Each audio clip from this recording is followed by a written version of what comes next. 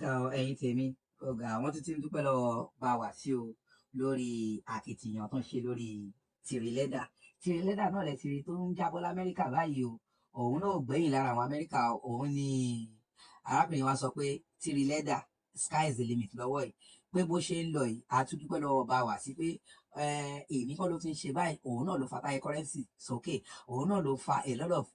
lot of musicians gan wọ́n mímìkì ẹ̀ lọ́wọ́lọ́wọ́ tó ń lo ohun ẹ̀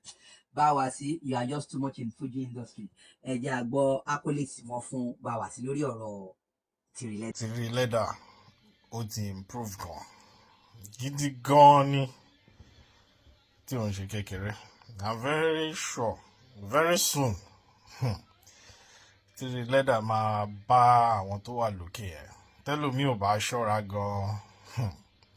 tìrì lẹ́dà máa bá wọn ó máa jù wọ́n lẹ̀ tìrì lẹ́dà ti improve ó ti improve gan and thanks to God thanks to Bawasi ìyẹn jẹ́ kí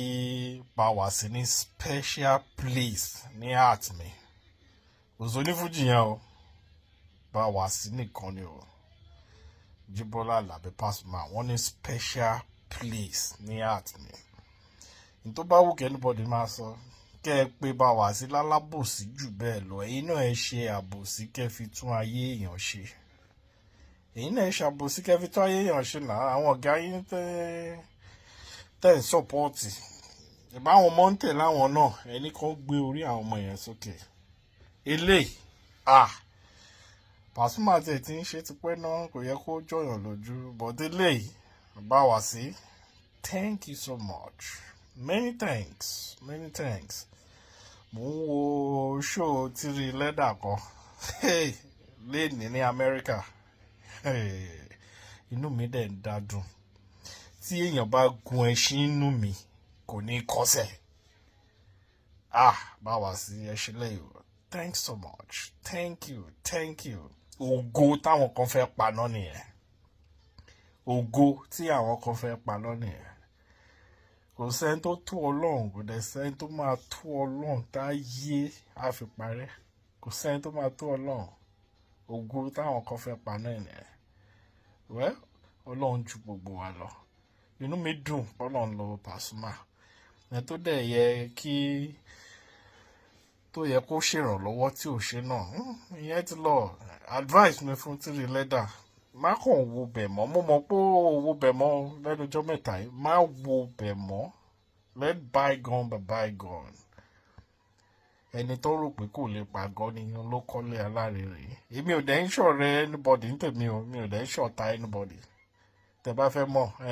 ó ní èèyàn kan ó ní preference àwọn náà preference tí mo ní sìn number one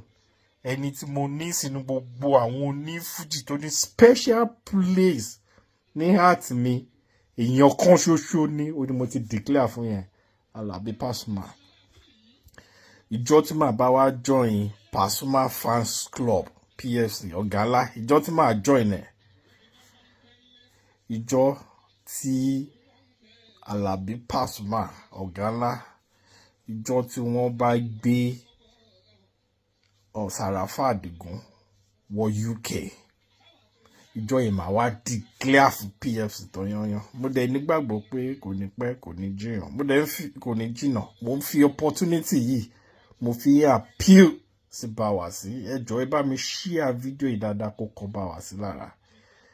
mo mọ̀ pé èèyàn dáadáa ni ẹ dẹ̀ ti fi hàn láìmọye ìgbà ẹ jọ̀ọ́ Bawasi láìpẹ́ láì jìnnà maybe early next year láìpẹ́ láì jìnnà Ọlọ́run máa ṣíyè yín sí Ọlọ́run máa ràn yín lọ́wọ́ ẹ bá wa gbé Sàràfà Àdìgún wá sí UK ń bíbá ẹ jọ̀ọ́ bí show mélòó kan kó náà wá kọrin because èèyàn bá ti ń kọrin ní Nàìjíríà tí wọ́n bá ti promote internationally go ènìyàn tí ìdólórin wọn Sàràfà Àdìgún náà dẹ̀ ti improve Bawasi ẹ jọ̀ọ́ appeal mi ni tẹ́ bá ti ṣe léyìí ẹ consider mi mo ti di PFC mo ti di member PFC ìwọ tó bá dẹ̀ bí ẹ̀dá tó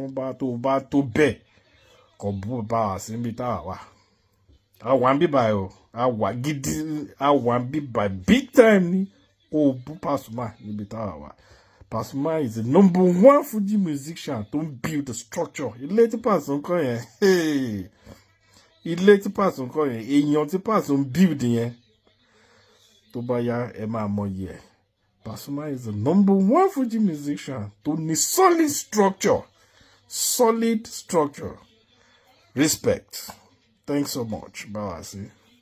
And Tiri, continue flying. The sky is your starting point. Continue flying. Omo Obana. Oh, sorry.